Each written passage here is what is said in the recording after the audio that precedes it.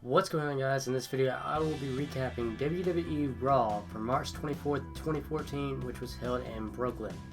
The show opened with Stephanie McMahon in the ring, and Stephanie says that Daniel Bryan will not be here tonight. The fans were chanting yes, yes, yes, and Stephanie said Daniel Bryan is not here. Now, if you are following Daniel Bryan or you saw my previous video, Daniel Bryan made a tweet saying that he was not medically cleared to show up at Raw, but he will be at WrestleMania, so he was not at WWE Raw tonight. She then went on to say that she wanted to remind Daniel Bryan who Triple H really is, and that he will be the one walking out as champion, and that led Randy Orton to come out to the ring. Well, Orton came out to discuss a few things. However, Orton says that he is not out there to argue with Stephanie or disrespect her. He is there to say that he is not going to be held responsible for what he has to do to Triple H and Batista. He then says he will be winning the WWE World Heavyweight Champion, and this brings out Batista. Batista comes out and he goes, "This is all driving me crazy." He says everyone is missing the big picture. He says they are looking at the new champion. He does not care who he beats, but he will be the one that walks out as champion.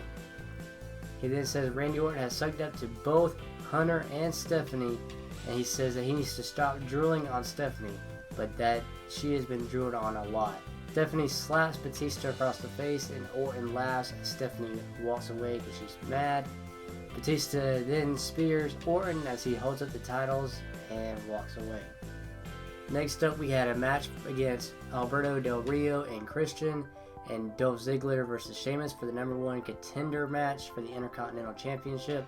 It's a great match overall, but the main parts were when Sheamus powers out of Ziggler, and Ziggler hits a zigzag. Christian then capitalizes, hits the kill switch on Ziggler, and wins with the 3 count. So Christian is now the #1 contender for that Intercontinental title. Next match was Sin Cara, who came out with Scooby-Doo in the Scooby-Doo car. Sorry, I don't know the name of that car. I don't watch Scooby-Doo. But Scooby-Doo and WrestleMania and all that has a WrestleMania mystery movie coming out or whatever. I believe it comes out tomorrow. They're promoting that. So Scooby-Doo was out in the ring with Sin Cara. Sin Cara starts off hitting a springboard. Sin Cara then hits an elbow to the head of Damien Sandoval, who he was facing. Sin Cara goes over the top and hits his senton bomb for the 3 count and wins. Next up was Los Matadores versus Ryback and Curtis Axel. Axel and Fernando start the match off, but out comes the Shield from the crowd, and that distracts them. Fernando rolls up Axel and gets the 3 count. Shield then surround Ryback and take out both of them. Reigns hits a spear to Ryback, and the Shield hit a triple powerbomb on Ryback. The Shield stand tall over Ryback and deliver their own form of justice. Believe in the Shield.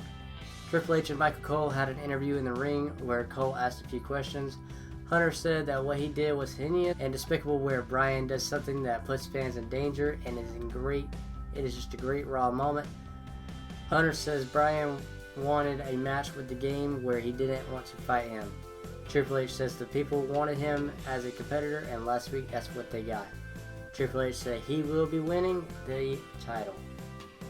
Another matchup was Fandango and Cody Rhodes. Both men ran into each other. Goldust was out there, who was then mocking Summer Rae. That distracted Fandango, and Cody Rhodes hit the disaster kick for the 3 count. Titus O'Neil faced the Big Show tonight. Titus then tries to hit a clothesline, but is caught with a spear by the Big Show. Big Show then hits the knockout punch for the 3 count. With another great match tonight was John Cena and Luke Harper. Of course, the Wyatt brothers were out there surrounding the ring. Towards the end of the match, though, Cena hits the 5-knuckle shuffle and then goes for the AA. Harper gets out of it and throws Cena down face first on the mat. Harper goes for the cover, but only gets a 2 count. Harper goes for a running clothesline, but Cena hits a clothesline of his own instead, which probably busted up his nose. Cena then goes for the AA again, and the lights go out. The lights come back on, and Cena is tied up within the ropes and the sheep mask is on him. And the winner by disqualification, since they interrupted the match, the Wyatt brothers interrupted, was John Cena. The Wyatt family surrounded Cena as Bray hovers over him, and he screamed to the people, "Follow the buzzers." Cut into a commercial break. When we came back, they were not in the ring anymore. Divas were in action, of course. Naomi and AJ Lee faced each other. AJ mocks Naomi, and Naomi hits a drop kick. Naomi then hits a nasty kick, and then goes for the rear view, but AJ rolls out of the ring. AJ then says she doesn't need this, and she got counted out. The winner by countout, Naomi. Vicky Guerrero comes out and says that she has a lot of history with AJ and that she will forget all of it, but that AJ is a real, I'm gonna let you fill in that word, starts with B, not gonna say it, but you get what I'm saying. She then says that she is competing at WrestleMania. AJ Lee has to face Naomi, Cameron, Brie Bella, Nikki Bella, Natalya, Eva Marie, Emma, Ascana, Alicia Fox, Summer Rae, Rosa Mendez, Layla, and Tamina for the WWE Divas Championship. That's going to be crazy, guys. And I hope the Bella Twins, at least one of them wins. Preferably Nikki.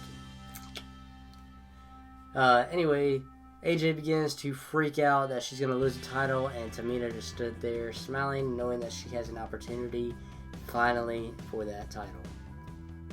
Dean Ambrose and Seth Rollins face the Real Americans tonight. To recap this match, basically Cesaro and Dean take each other out. Rollins is put in the Patriot Lock, which Rollins got to the rope and hits the big kick. He then hits the Peace of Mind for the 3 count. And the fun part, Heyman introduces himself into the ring and that he is here for Brock Lesnar, of course. Heyman says that Undertaker has one of the most accomplished records of all sports entertainment. He says it's not just a streak, but it's an undefeated streak. He goes on and on and on. Finally, Brock Lesnar takes the mic away and says, "Heyman, enough." Brock says that he is not out there to promote himself, but he is out there to fight. Brock says they are both here and that they should fight right now. Out comes the Druids. And we haven't seen the Druids in a long time, so that was kind of crazy.